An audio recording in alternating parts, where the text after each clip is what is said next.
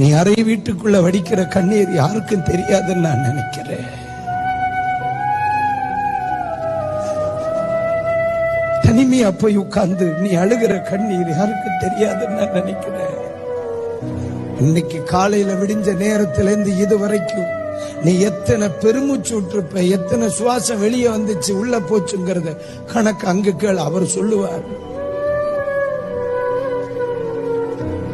நீ நினைப்பதற்கு மேலா, நீ வேண்டுவதற்கு மேலா தருகிறவர். மக்களே, தெளிவா சொல்றேங்க, இந்த உலகத்தில் எல்லாரை விட நம்மள அதிகமா புரிஞ்சவர் ஏசப்பா மட்டும். கவலைப்படாதக்கா, நீ ஆண்டவருடைய சமூகத்தில் சொன்ன ஒவ்வொரு வார்த்தைக்கும் நீ நினைப்பதை விட, நீ வேண்டுவதை விட மேலா நினைச்சு கூட பார்க்காம தருவார். என்ன